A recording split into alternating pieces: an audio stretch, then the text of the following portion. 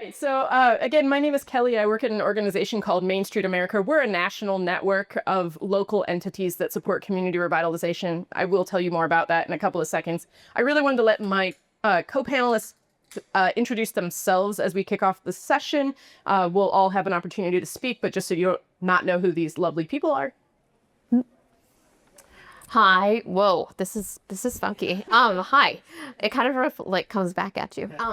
My name is Christina Cannon, and I am the president and CEO at an organization in the great state of Maine called Main Street Scout Vegan.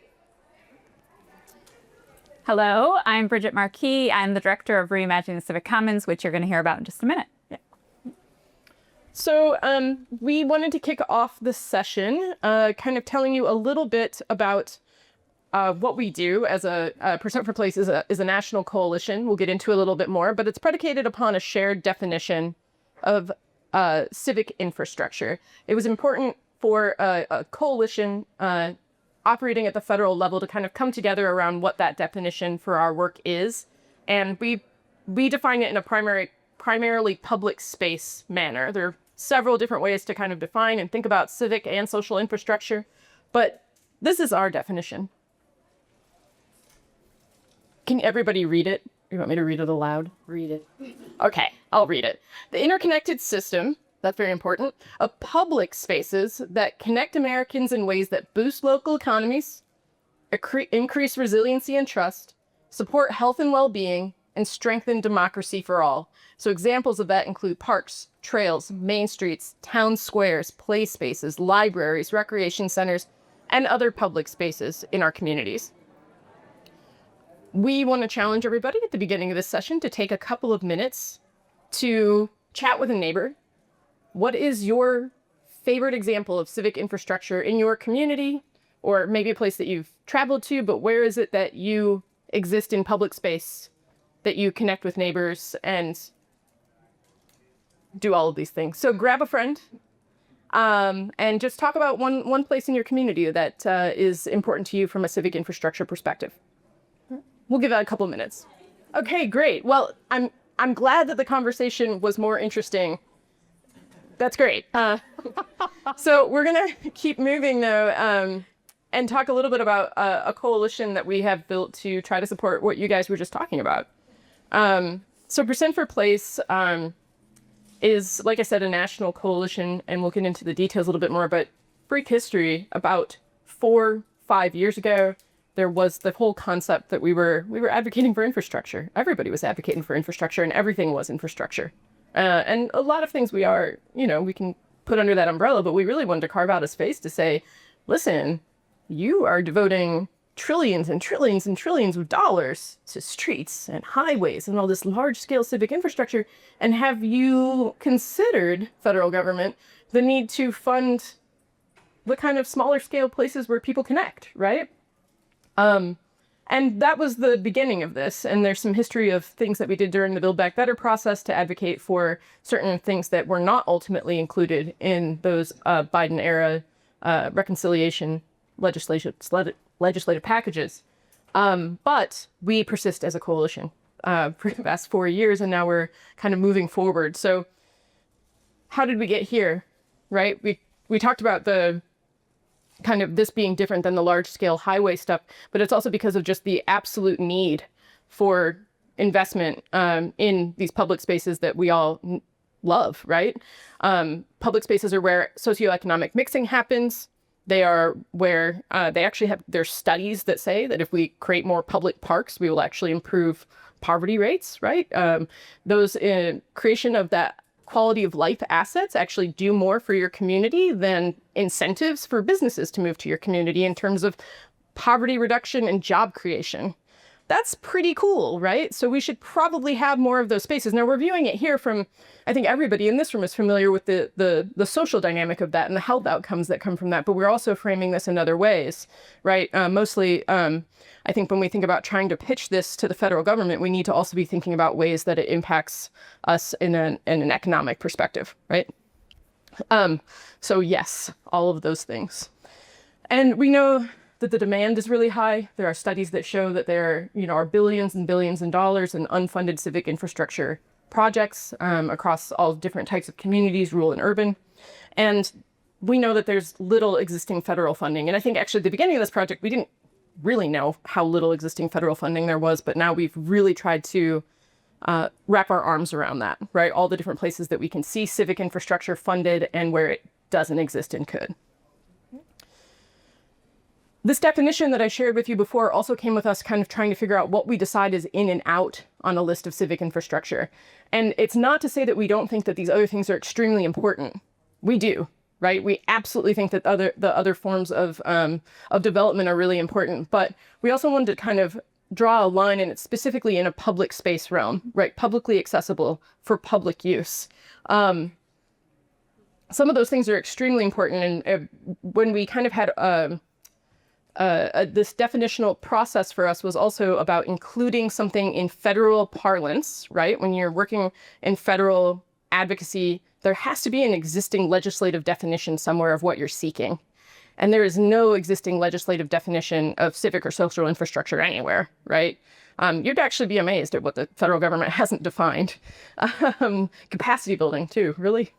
Not until very recently was that a thing. So we wanted to create something where we could tell people exactly what we meant by it, and that is iterative. The only place I think we've seen real success in having a definition adopted during the Biden administration, there was a rulemaking process that included a definition relative to DOT programs that were creating kind of transit-oriented development. So they included a definition of civic infrastructure there, which was a little bit broader, but it was good. We were happy to see it. So again, our goal as a coalition is to increase federal funding for civic infrastructure. As we've grown as a coalition, that's also kind of changed a little bit, right? But we want more direct funding for civic infrastructure, because what we see is, and I'll talk more about this a little bit later, that it is siloed in different places. So there's no one single reliable stream that we're like, this is where we can go and get our civic infrastructure funding. I'm going to get into those weeds a little bit later, right? I can show you an example of exactly what I mean. But our coalition is broad. We have over 30 members now. We represent state, local, regional organizations, national organizations that have member networks that also kind of contribute to this. So I am a part of a national organization called Main Street America. Christina, whose logo actually isn't on this slide, sorry pal, Okay. is part of a local organization, and we love having those different styles and types of organizations so that we can talk to folks regionally across Atlanta, and we can also talk to folks in rural Maine, and we can also have folks in the state of Washington along with our national partners. There's, we try to keep it not siloed is the goal. And we've been meeting, as a coalition does. You develop a coalition of people around a concept and you see what happens from there. But it's basically been around 3 different kind of structures. Convening, we meet once a month. We always welcome new members, honestly, like if anybody's interested. We have an annual retreat in Washington, D.C. We do have a small bit of funding for the coalition that allows us to get together. We have communications. We've been developing storytelling pieces. We'll share with you our new website with a link later in this deck. And then policy. We have been doing outreach on a number of different policy issues because civic infrastructure is broadly interdisciplinary. So it means that we have to touch so many different federal agencies. So we have written recommendations to the Department of Transportation, and we have written recommendations to the Department of Housing and Urban Development, and we've written recommendations to USDA. So we cover a lot of different ground in the coalition, and that's wonderful because our coalition members have different footprints, different policy footprints, and can bring different guidance. So Christina and Bridget are going to give civic infrastructure case studies, but I wanted to take a pause and explain just mildly where Christina's kind of situated within my member sphere. So I wanted to tell you a little bit about Main Street America, which is the organization that I work for, as well as my colleague Shane, who's in the audience. Yay, Shane. Okay. We lead a collaborative grassroots movement across the country, helping communities revitalize their downtowns. It says more words on the slide, but that's the easier way to say it. There are 43 states in the country that have a statewide Main Street program. So we're here in Georgia. The Georgia Department of Community Affairs operates a Main Street program at the state level. That state entity provides training, technical assistance, grants and support to locally based organizations called Main Street programs. Those programs are working to revitalize their downtown environments. So that includes anything from streetscape improvements, building rehabilitation, small business support, and really a lot of events that bring the community together and create that social connection that we're all looking for. That is the core kind of our work. And we have like a couple thousand members across the country. You see like in the Southeast area here where there's like 120 members in Georgia, like the dots don't even matter at that point, right? So anyway, Christina is up in Maine, and I'll let her talk to you a little bit more about how she has been developing really cool civic infrastructure in Skowhegan. Thanks, Kelly. All right. So this is a beautiful photo of Skowhegan, our downtown in particular. I gave this presentation or a format of it at the Conservation Fund activating the Natural Resource Economy retreat a couple weeks ago. And I kind of coined this little phrase from space to place, because that's what we're doing. We're taking this space in our downtown and turning it into place through placemaking and civic infrastructure development. So this is me. You already heard about me, but my organization, Main Street Skowhegan, is a 501c3 nonprofit working to revitalize our downtown. But we've kind of taken it a little bit further than that, and we partner with people from around the region, from in the Waterville area, Skowhegan. So we're like 30 minutes from Waterville, and so we are working at things from a regional level these days, knowing that it's going to benefit our downtown and the outcomes of our downtown. So y'all know where Maine is, but Skowhegan is that little star right there. Actually, that's the region, if you will. Just as an aside, we are actually working at a regional level to the point of where we have developed a regional identity, and we're actually calling ourselves the River District, which you'll see why in a bit. But Skowhegan is a town of about 8,600 people. We are the county seat, and we are rural, and we suffer from all of the challenges that most rural communities have. So we are working to combat those. We are very historic. We're a mill town, and we have a beautiful river that runs right through our downtown. So what does that mean from a strategic perspective? How are we looking to revitalize our community? In 2015, when I started, I'm now in my 11th year, I pulled together a group of community members, and we led a strategic planning initiative, talked to more than 500 people in Skowhegan, and we learned what they wanted to see for the future of Skowhegan. And so that was really a launch point for us as we move forward with the work that we've been doing the last 10 years. So we've distilled that work down to these 3 transformation strategies, and every organization in the Main Street network should have transformation strategies. So I'm just being a good, Main Streeter and putting them in the slide here. So, but we do live by these. I jest, but this is in fact the work that we're doing. So I'm going to talk mostly about the first strategy. This is really my passion project work, and I have several other colleagues who are working around entrepreneurship and the regional food economy. But really we're doing asset-based development, which is why civic infrastructure is part of that work.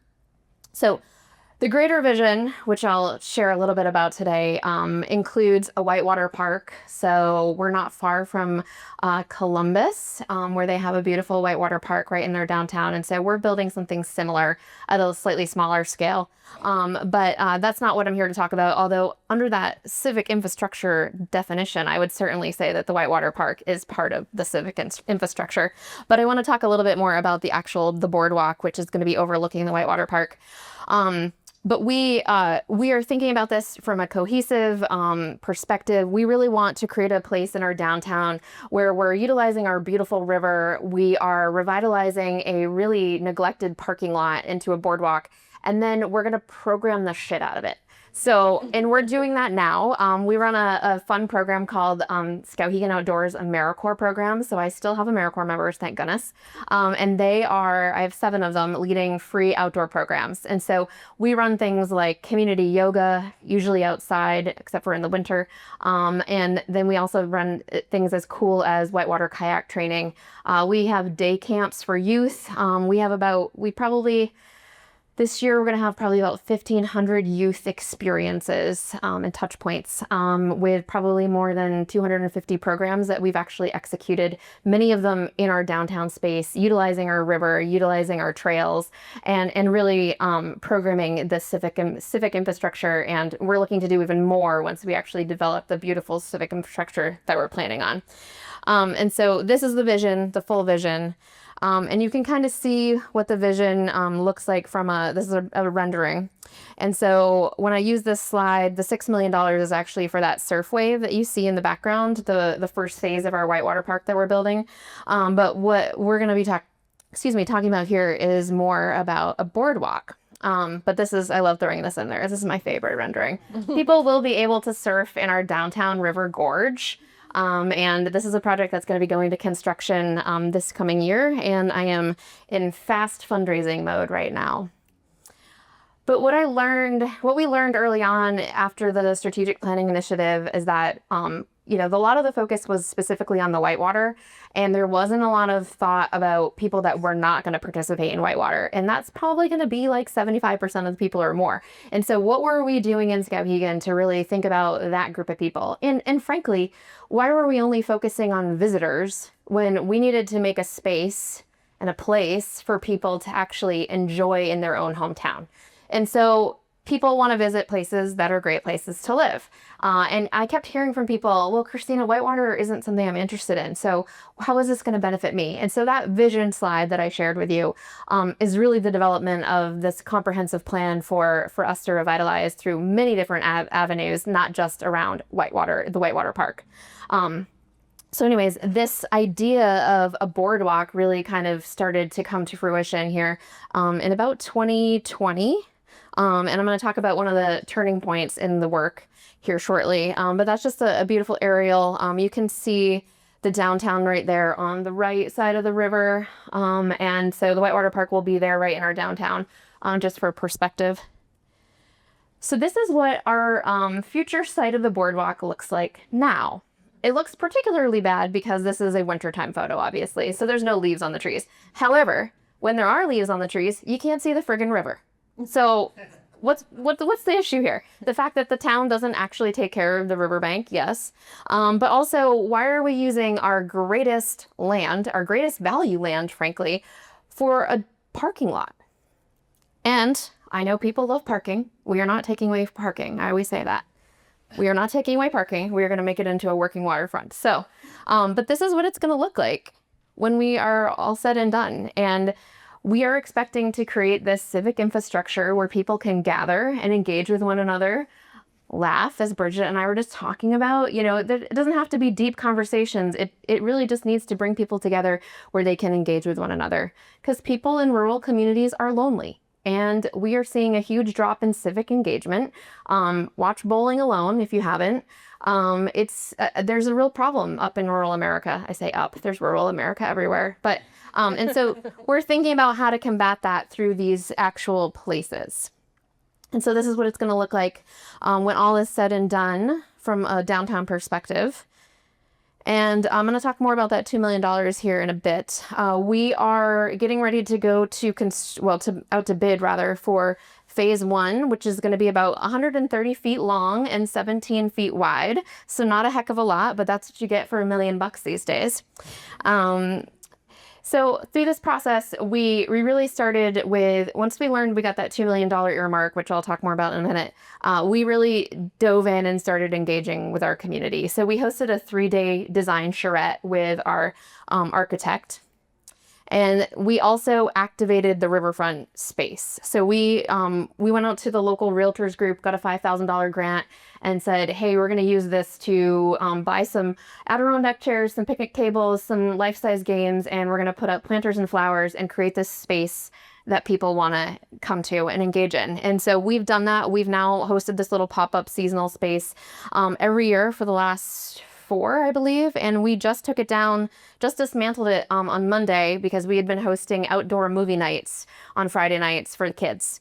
So it's become a great little space. It's really just the parking lot, but we, decked it out a little bit, dressed it up to make it really feel like hopefully what the future boardwalk will look like. Because in this space, the future plan is to actually have a stage where we can host bigger events, concerts, and things of that nature. And this is also adjacent to our wine bar, which is also a lovely little addition to downtown. So just a couple of pictures of the engagement process.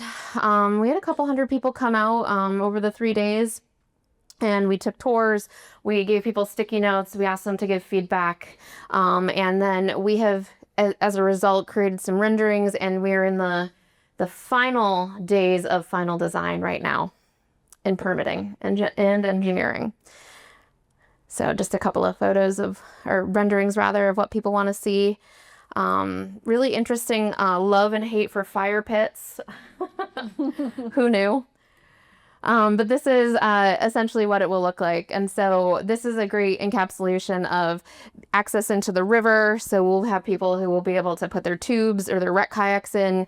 You can see further downstream where the Whitewater Park, the first feature, is going to be built, that wave shaper. And then you can see along the boardwalk where we have places for people to engage. So this funky little wooden thing, actually, I was in the design presentation earlier that talks about the 3 different design features out in the lobby, and it kind of made me think of that and how we might be able to take some of those design elements and actually add them to our boardwalk. So I am thinking about that also. So just, making it a place for people to engage.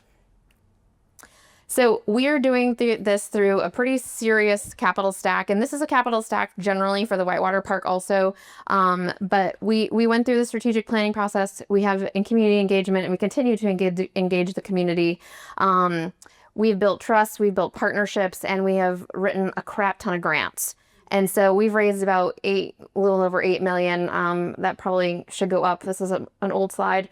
Over the last 9 years, and I am raising a bunch more money right now, or I hope to.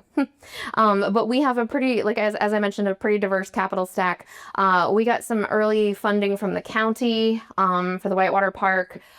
We've seen some town funding through a TIF, so that's been great. That's been critical to match funding for some federal dollars.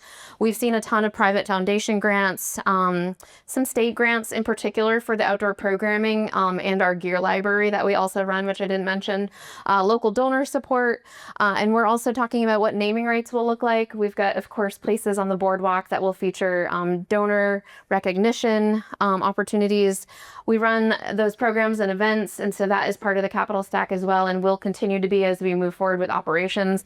And then we have some federal funding in the mix also, which is probably the largest portion of this. So, so back in 2020, Kelly, did you call me? Someone called me. Me or from Main Street America. Yeah. Yes. And they're like, we need to get Senator Collins to Skowhegan to see what's going on. And so we went through a rigorous process to plan that. It was rough. It was. So advocacy visits to your communities are very, very important. I will say that because there's usually benefits from it. And we got $2 million out of this advocacy visit. But it certainly, we went through some rigmarole to get it done. But Senator Collins and I now have a good rapport.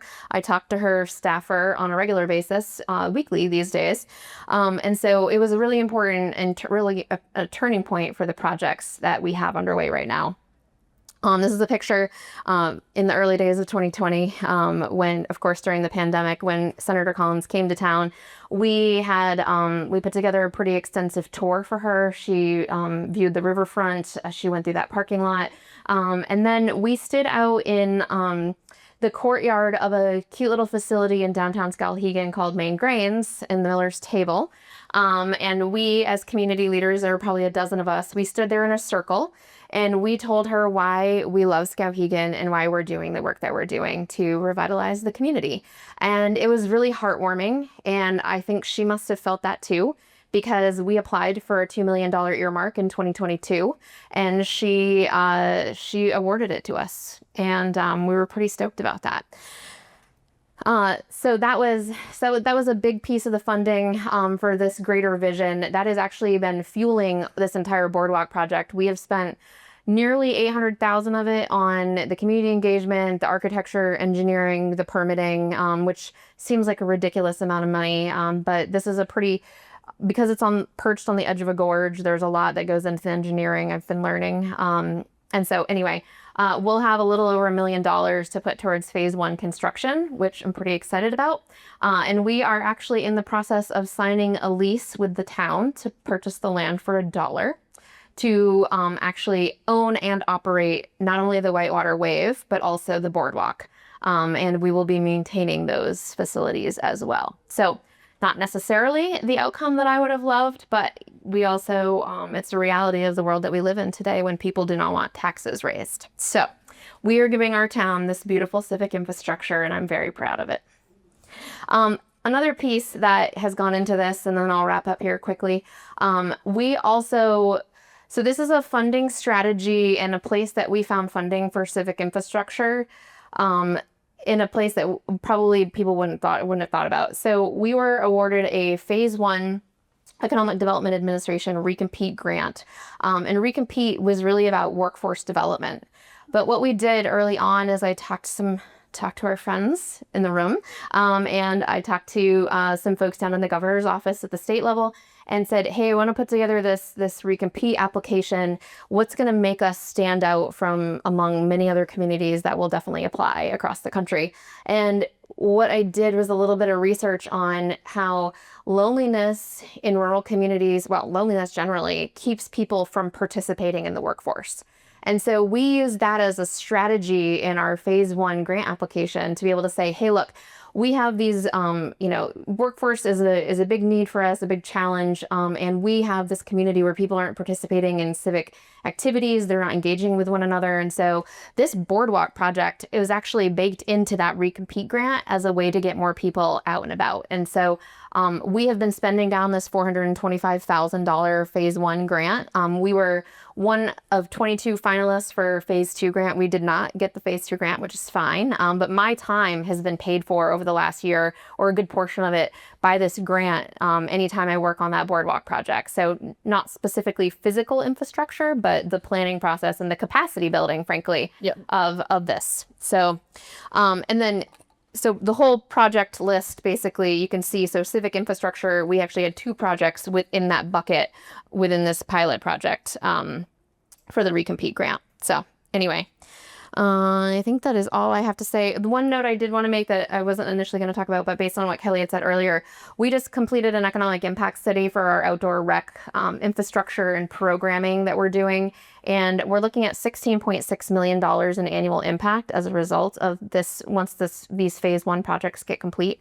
And so we're pretty excited about that and expecting to see not only, improved quality of life, but also, business development, more people coming to Skowhegan to redevelop our downtown properties, and also more people moving to Skowhegan and the region. So thank you.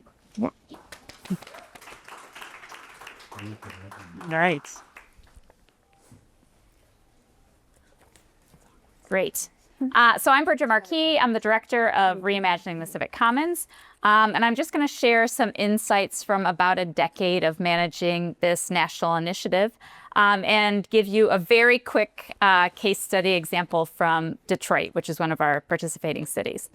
So this initiative is supporting cross-silo teams on the ground in cities across the country that are making strategic investments in public spaces and really networks of public spaces. So we would define that as civic infrastructure to deliver more engaged, equitable, and resilient communities. It's a model that really pairs a portfolio approach to civic assets with a commitment to outcomes that matter and a commitment to collaboration. And it seems to be working.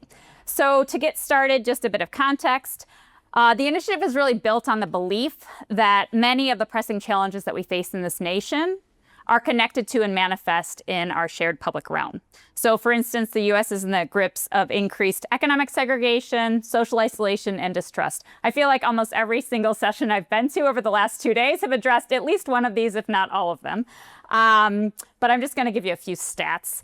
So we're more segregated by income than ever before in this country. The proportion of American families who live in either predominantly low income or predominantly affluent neighborhoods has more than doubled since 1970.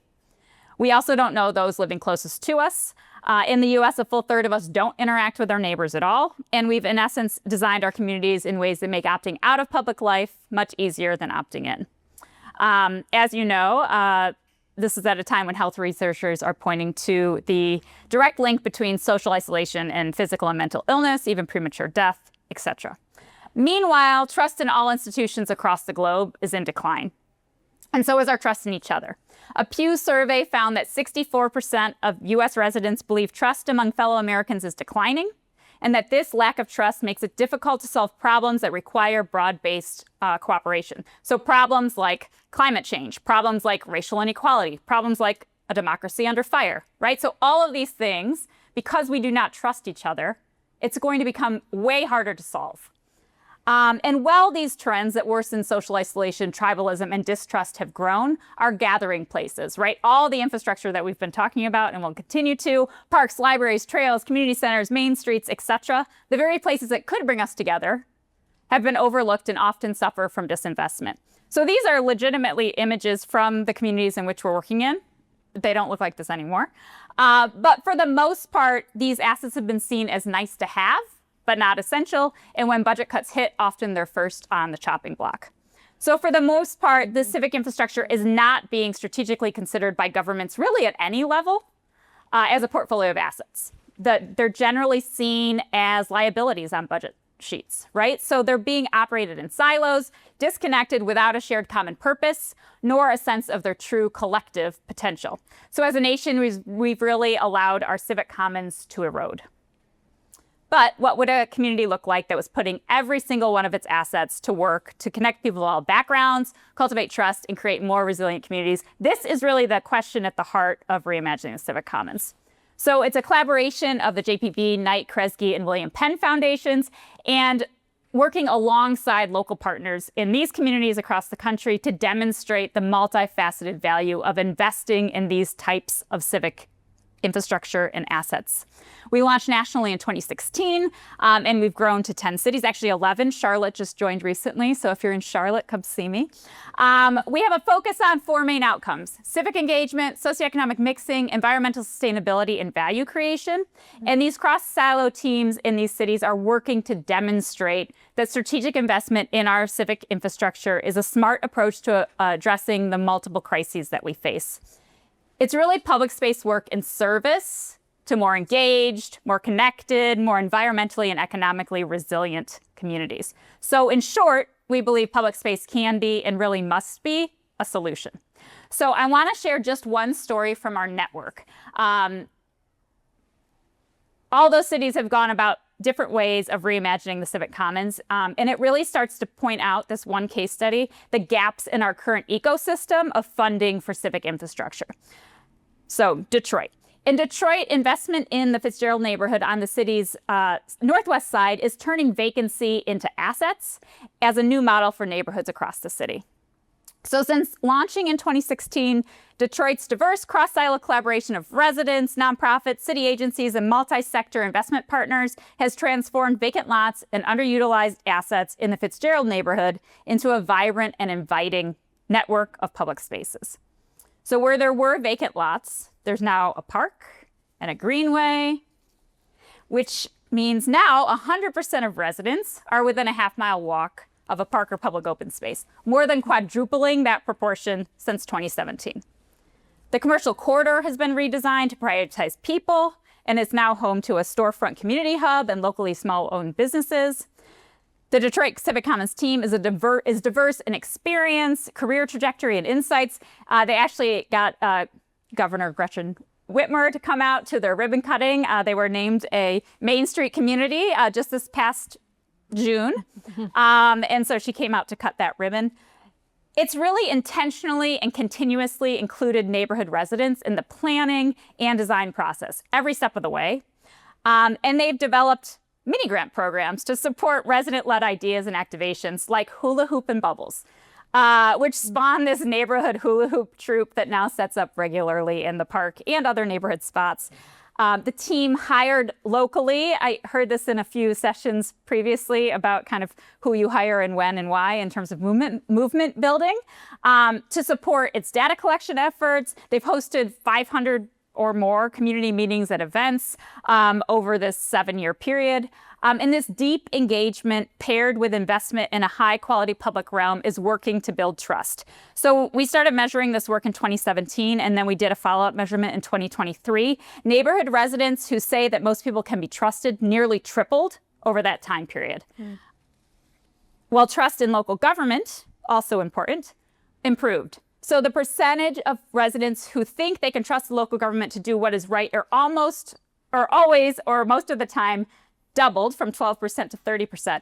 And the part that's circled in red, particularly powerful, is a drop in those who said local government can almost never be trusted. It fell from 39% in 2017 to just 13% in 2023.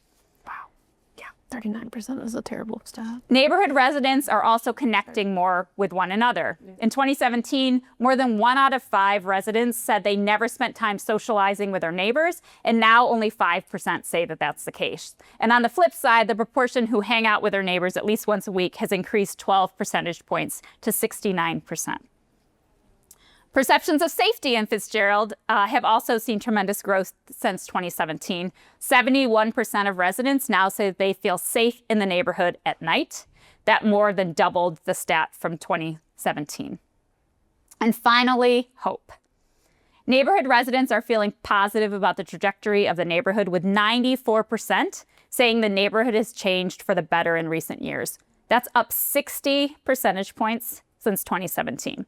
And that was through the pandemic, right? So this is a pre-pandemic measurement and a post-pandemic measurement.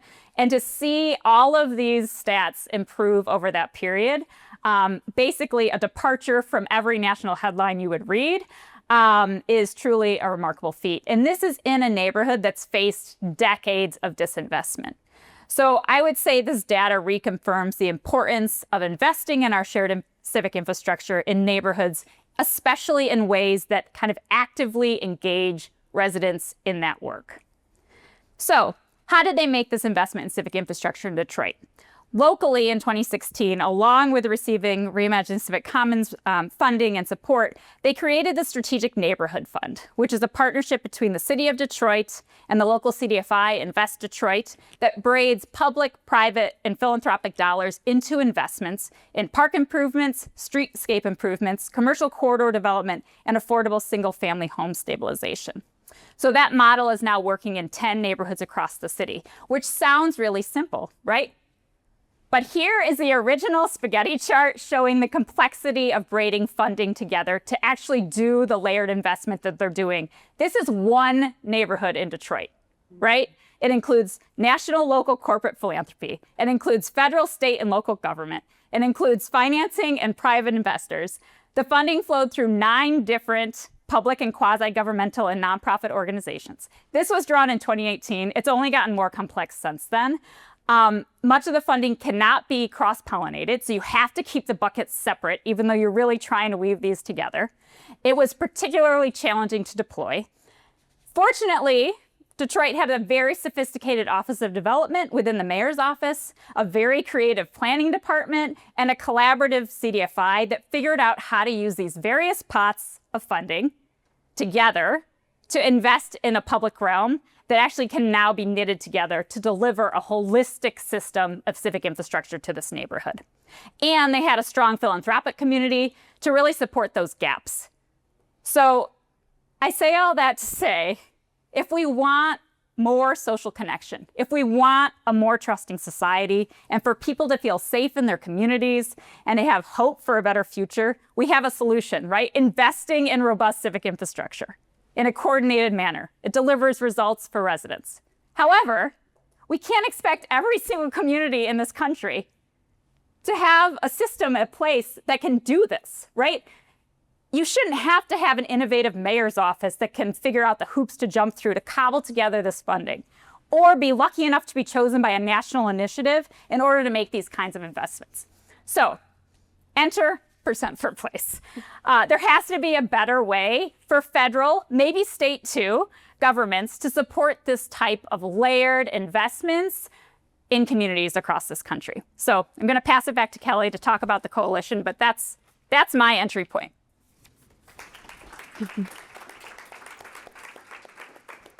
I feel very lucky to work with such smart and capable people. What Bridget was really creating a call to action there for was exactly what we're doing as a coalition. So we will actually give you a QR code for this later, but we just today, this is big for us, like we've been working very hard actually. We are launching a website for the coalition and our first ever policy paper kind of covering what we see as the gaps in the federal ecosystem to support civic infrastructure investment in local communities. So I welcome you to check out these resources, but I'm going to explain just a little bit of what you see here. So our path forward in policy. Our paper that we've been working on that kind of has input from across the coalition, from the listening we've been doing, from the experiences on the ground, identifies a few main problems that we see with civic infrastructure funding at the federal level. It's siloed across various departments and programs. It's making it inefficient. Broadly, there's just not enough money, right? Everybody's going to say that their thing doesn't have enough money, right? But there's demand. And when we have flexible funding, communities are choosing to use it for civic infrastructure. So that's where we see the nexus. And the flexibility isn't there. So if a program does support civic infrastructure, it doesn't do so in a way that allows the community to use it in the way that's best for them. Okay. This is like a hot take. This actually is, I think, only a portion of it. And I don't have the funding numbers on this slide, but you can find so many programs that actually can fund civic infrastructure, but that doesn't mean that they do, right? Just because something can happen. Christina made the EDA recompete grant work for her by carving out a piece to support her work on the boardwalk. But that funding is actually for workforce development, right? It wasn't intended to be for this use necessarily, and she had to be creative to get that. And we see that you can use all of these funding sources to do a civic infrastructure project.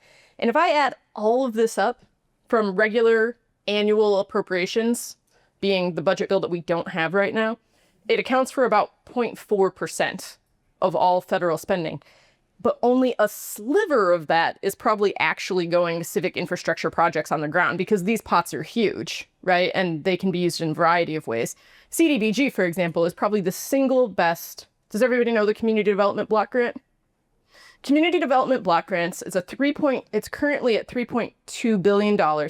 It was a pot created 50 years ago, and that funding goes out to cities that are over 50,000 in population. So Atlanta gets a certain portion of CDBG dollars every year. And then the state gets money to distribute to communities that are under 50,000 in population. So again, in Georgia, and I'm using Georgia because we're here in Georgia, but shout out your state and I can tell you how it works probably. But in Georgia, the money goes to the Department of Community Affairs, and then it's able to distribute it to rural low and mod communities. It has to be used primarily for low to mod. It has extreme flexibility. But right now, Congress is, well, I'm not sure if Congress is actually considering this in the moment, but like there's a big push to make CDBG eligible for new housing development. And that's great because we need new housing. But once that happens, the amount that's going into the civic infrastructure is going to probably get reduced, right? So that flexibility can be wonderful, but it also means that you're fighting against all of these different funding pots to just get that little bit of civic infrastructure funding. Mm. So our short-term solutions here, keep funding where it is, right?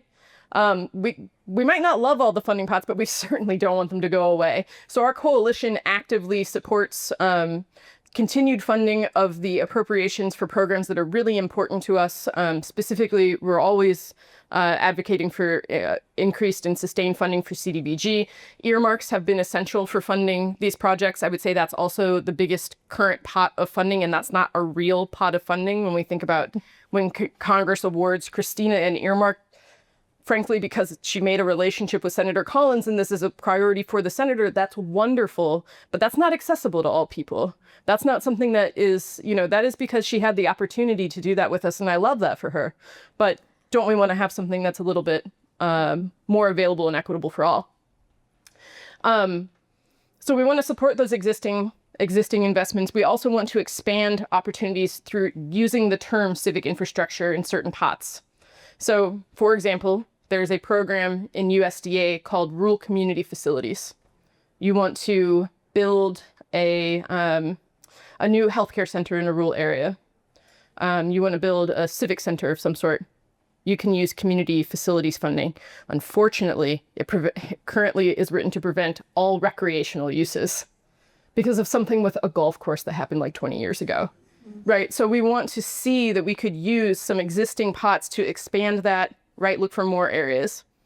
And then we also want to make sure that we're using any regulatory reform efforts to prioritize civic infrastructure outcomes. We talk about regulatory reform all the time, government reform. Can we make it work in our direction is the simple question there.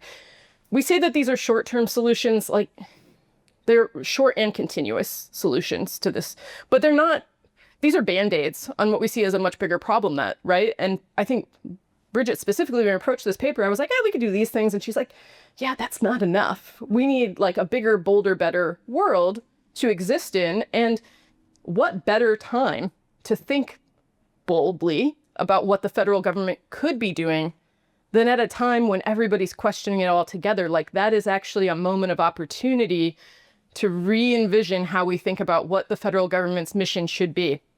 There is a guy that we love. He works for a senator who's very concerned with social isolation and loneliness. And in a meeting with him once, he said to us, the Constitution says life, liberty, and the pursuit of happiness. Shouldn't we be thinking about opportunities for people to pursue happiness? And shouldn't that be at the core of something that we're considering? So we created our policy paper includes a vision for where we think the federal government could go. Right now, we exist in a patchwork of federal programs that could support this. How do we move that into a systems framework? How do we move that from a one-off where you're going to a bunch of different pots? If I want to improve my streetscape, the building, the park, those are 3 separate federal grants that I have to apply to, 3 separate compliance, NEPA, other things. I'm not trying to drag down NEPA in this conversation. I'm just saying, okay. It has to be grounded in and responsive to local leadership. That is something that we've heard continually from people. This happens at state programs. It happens at federal programs. Nobody actually asks the people how the program should be designed. There's lots of actual opportunity for input on the design of programs through the regulatory process, but somehow what comes out in the wash is normally not actually what is going to move the needle at the local level and help local people do their jobs, right? It's hard to operate these programs. Measured by public impact, I think the results that Bridget showed tell us that we can have better measurements embedded in federal programs. We know that to be true right now, especially with civic infrastructure, because it's siloed. You also have to measure in all those different manners, right? So if I'm measuring an EDA program, my output statistic is jobs. It's basically only jobs. If I can't translate it into jobs, it doesn't count for that grant. But if I'm again, going for the parks grant, my outcome measurement is quite different. It could also be a little bit of jobs, right? But it is we have to create a system where we can have more measurement that it aligns with what the actual intention of the project is. I'll say that. And then designed for that long-term change. We know that kind of the systems that we have in place now you're measuring your outcomes over a short time frame. You're anticipated to complete your outcomes. I bet Christina feels pressure to get that earmark project done because if not, she will lose the funding. But guess what? It actually takes a little bit longer to get things done at the local level, right? So we actually have to have programs that understand how much time it takes to even do this work. That is our broad policy vision. I'll say, direct question about like, where are we going to move the needle? The impetus would be to try to create something at the federal level where we would have an interagency collaboration around civic infrastructure, try to promote that language and have, a cooperative agreement between different departments. Ironically, that's how the Main Street program was started 40 years ago. But we also think that there's an opportunity to have a dedicated funding stream by pulling from other existing funding streams. Government doesn't love creating new programs, especially right now, but if you can isolate certain amounts of funding from existing pots and pull them into one pot, we could find a way to make it a lot easier for a community to apply for one grant to do multiple things rather than having to apply for multiple. Okay, we have time left, and that's great. We wanted to make sure to have the opportunity just for some Q&A from the audience. We do have another prompt for you at the end for discussion, but like, let's just talk first. And I'm gonna give you the QR code if you want to visit our website. I'll also give we didn't talk about, and we haven't talked about that much, but we had some lovely students from UC Berkeley do a study last year on the amount of American Rescue Plan Act dollars that went to civic infrastructure. It was roughly 3% of all local spending from the American Rescue Plan Act went to parks and other public spaces. The more interesting thing is that they were able to do the study because it's an insane amount of data. But if you guys had investments from ARPA in your communities, that was transformational, and that shows us the government's only spending less than 0.5% on this, but when local communities choose, it's a much larger pot of funding, really. If we put that into dollars, it's pretty huge. Okay, I'll pause there. Does anybody have a question? Oh, wow. Thank you. I love the question. I'm going to go here, there. Okay. Firstly, okay, I'm talking mid-classrooms. Firstly, I love the passion that y'all have. It is very evident when you speak, and people say that about me when I talk about loneliness. So it's nice to see it from other people.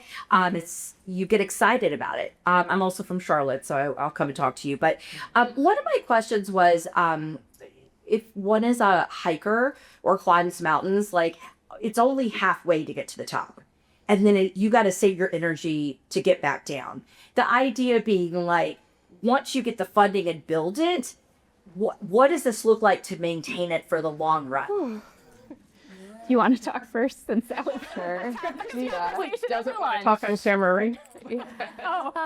Exit stage left. That's a great question, and one. Sorry, I like to stand instead of sitting. Oh, no. You can still stand. I'll make room. No, it's okay. No, you take it.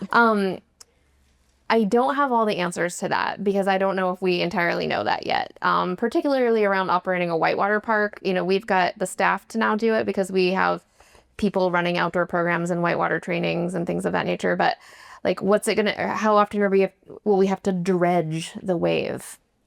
I don't know.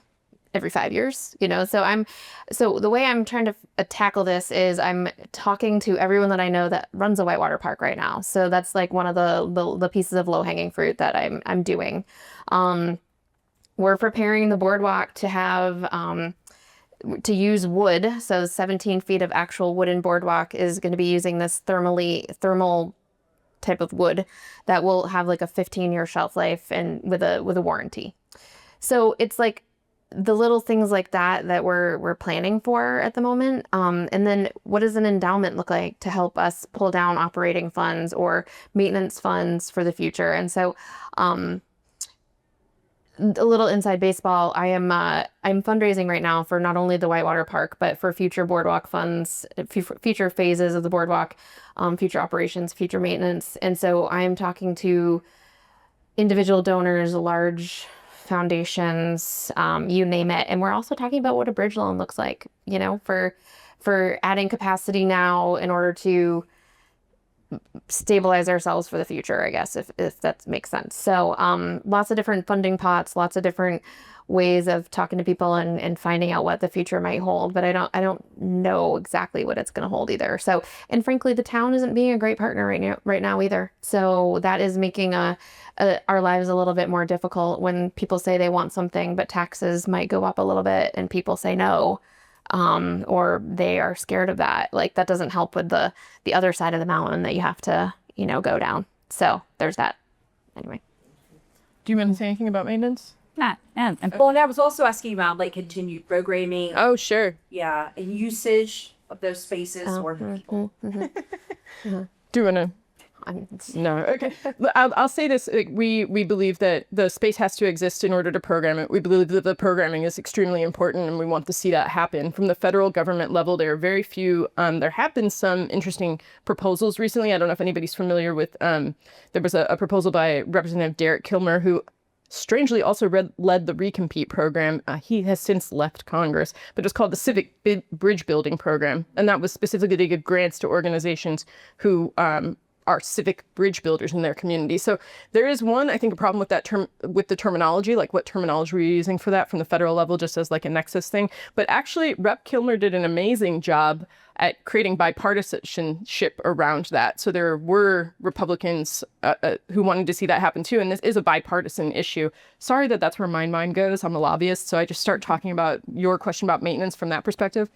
I'll also say like maintenance is hard from the federal level. Our partners at the Project for Public Spaces, is anybody familiar with PPS? Cool. They are one of our coalition members, and they recently did a study on public spaces and people's impressions of public spaces. And maintenance was the biggest issue in terms of funding, right? Maintenance, that long term. So, okay. Please. Yeah, so this is a bit of a great segue because I come from the world of education prior to this, and we had a lot of efforts around like social and emotional learning or even action civics. Those immediately became like wedge issues, and kind of because of they're a little bit like coded. Yeah. And so I'm curious with this work around social connections and the infrastructure, how do we prevent that from happening? Because it's really is safe for everyone.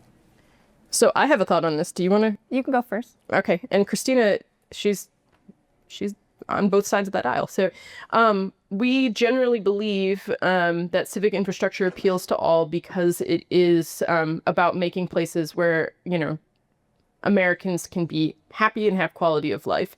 It's funny because I work in our Main Street network is primarily in rural areas, and not solely, of course, but we have generally used language for our work that in some circles I would say might be a little bit simplistic, but to our work, it's pretty authentic. Mm-hmm. We like public spaces, we like bringing people together, we like creating, you know, quality of life in downtowns. Those are pretty neutral ideas. And I think it was actually really funny. One time, Bridget had, I remember this conversation, you had somebody, Harry, actually, say the words that you should use to make this bipartisan. And I was like, oh, well, those are just the words we use in our network.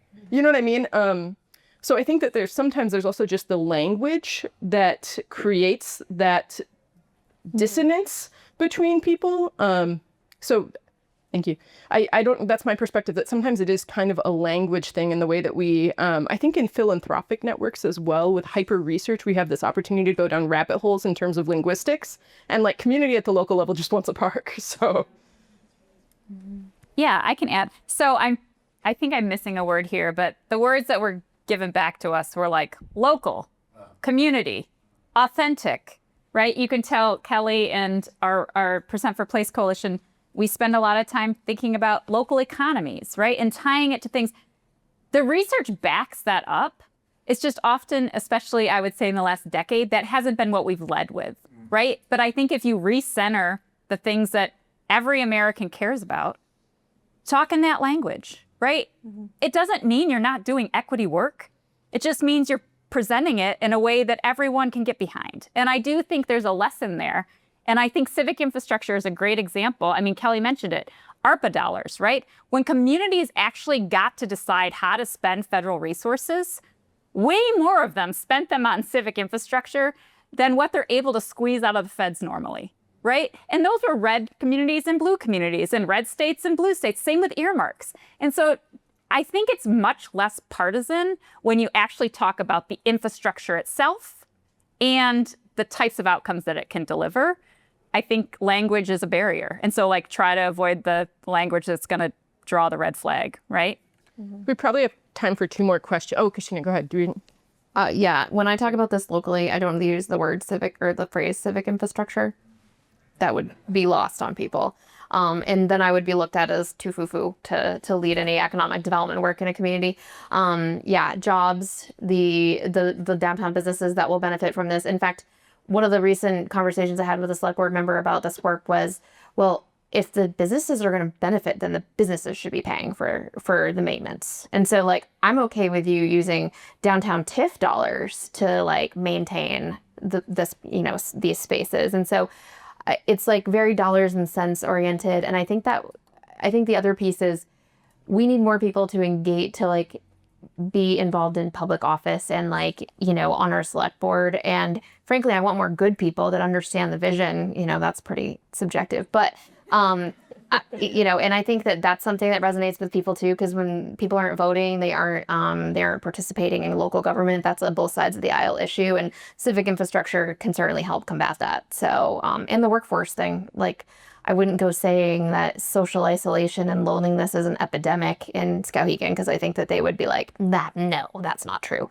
But I think that, the more we think about how people engage with one another and how it impacts their aspirations to be in the workforce is a way to kind of talk about it that way also. Okay, we probably only have time for 2, and I see 4 hands. Okay, go for it. Quick. I missed this, but can you explain why it's coal% replaced? Sure, yes, that's the easiest question, and I'm so sorry. Now we can do 3 questions.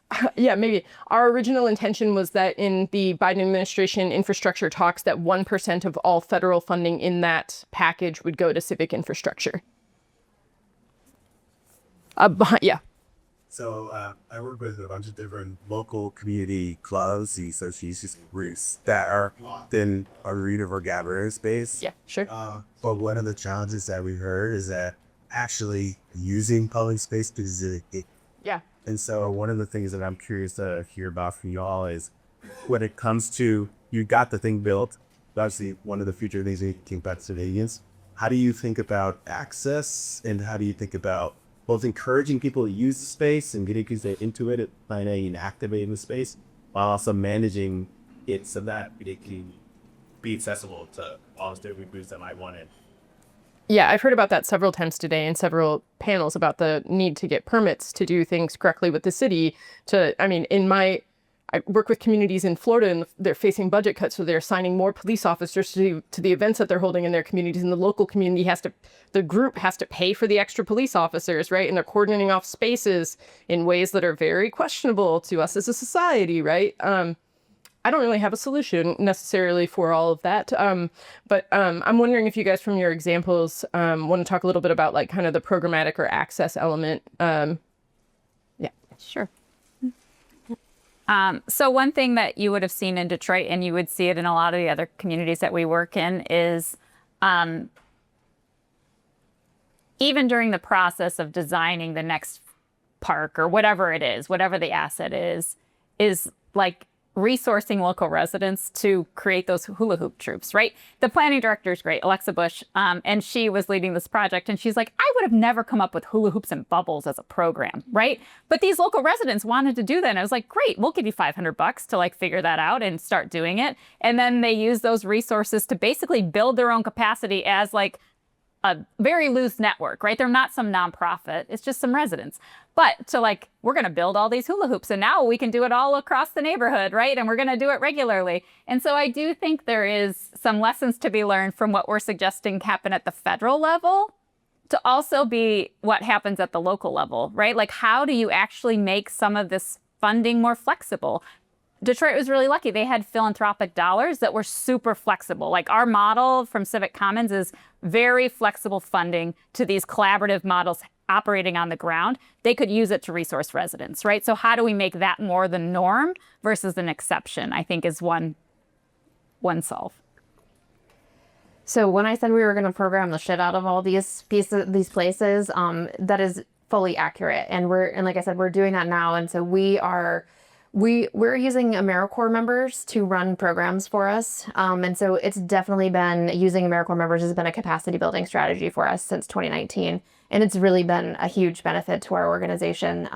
So I would think about volunteers and other community members who might come out and help run programs. We have volunteer yoga instructors who run programs weekly for us. And they do it out of the kindness of their hearts. And so building your network, AmeriCorps members, volunteers, and then we do have to get permits from the city or from the town, and that's getting built into our lease that we're signing with them, because I think it's very important that if we're going to own and operate these things, then I don't want to have to go to the town every time I want to run a program. No way. That's wrong. So I think that there's, strategies to think about it at a local level to kind of maximize your ability to run events and programs and get more people outside. And most of what we run is free.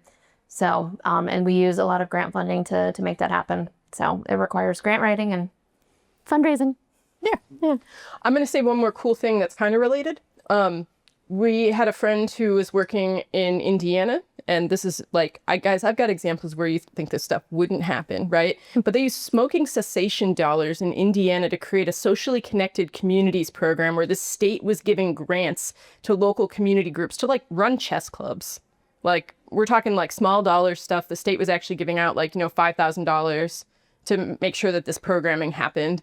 And I got to tell you, sometimes political change happens. I don't know if the program's still operating, but, there are hidden pots of funding that you can find somewhere. Sometimes it's like a polluter pay thing, right? Where you've got smoking cessation or, somebody owe the state some money for something, right? And maybe you can transfer that into a fun new program. I mean, obviously that takes a little bit of know-how on somebody in the state, but this was just one person who really created the program in partnership with some healthcare providers. I'm so grateful that she did. Yeah, it's still a good model. We have time for another. Yes. This may come across as a little aggressive, so two prefaces. One, I'm all in on dollars for civic infrastructure, 100% agree, and I know nothing about the funding of these things, so you'll have it to me. But it doesn't seem to me like this should be coming like through the federal government. Especially the kind where we're going to have where budget deficits are just going to become a bigger and bigger. It's in the debt, and so become bigger and bigger. Shouldn't this really be at the state and community level? What makes you think the federal government is the right way to do this? This is an interesting question, right? Because you have to have a nexus and a reason why the federal government should do anything, right? And there's a lot of questions to that these days. I appreciate you bringing it up. I don't think that the federal government should solely do it at all. I think that it should be at every level. And I think we all do, and we are actually all using that money. When you look at what states actually are deploying, about 40% of that on any given year is intergovernmental transfer from the federal government. Same thing with the local level. Local budgets are really heavily subsidized by state and federal governments. When we talk about cutting these federal government dollars, we are not talking about cutting funding at the federal government. We are talking about cutting funding at the state and local government level as well. And that crumbles a lot of existing social supports as well as supports for civic infrastructure.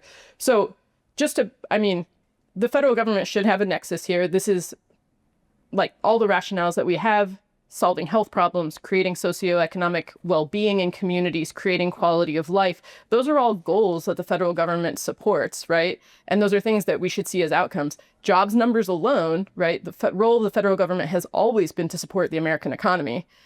This actually does support the American economy more than other ways that we currently operate federal programming to do so. So it could be a shift. I'm happy to look at some federal programs. And it's funny because I don't know if you know this, but when you go to apply, there's a process through which people apply to the federal government for appropriations annually. Most of the time when you fill out a form, you say, I want $3.2 billion for CDBG. You have to say, if this is an increase, what do you want to cut? So there's a constant process in which they're asking you to be decisive about that and say what isn't as effective. And I think that that's a difficult conversation that we're all having right now. But I certainly do believe that the nexus is federal because of the way that some state and specifically local communities cannot fund this at all, right? I mean, there's just not the dollars in some local communities. I'll give you the example too, the ARPA dollars, where we've seen all that flexibility. You know where I've loved the spending the most? Mississippi. They took $5 million of that ARPA money and sent it out to all the Main Street communities, like 30 different communities, so that they could build these fun little community centers. We're talking like bandstands, shelters, little hubs, murals in the downtown, places where people come together, right? That's a very red state, but they saw the value of using it for this purpose because it's creating absolute quality of life because Mississippi needs people to move there. Absolutely, right? So this is a use case that makes sense. I'm sorry, I hope that answered the question. Okay, a good start. Anybody else? Yeah, I just want to thank you guys because I second what was said earlier about this kind of thing coming through and this project being incredible. The other thing is that we talked a lot about like predisposition for things that disconnect us, and the civic infrastructure to me is huge in helping bridge those gaps and leads to social connection. So that's my practice. The question is coming from someone that cares a lot about public transportation, urban planning, civil engineering, and how that interweaves with civic infrastructure and these placemaking and all the spaces, all the green, all the spaces that y'all care about.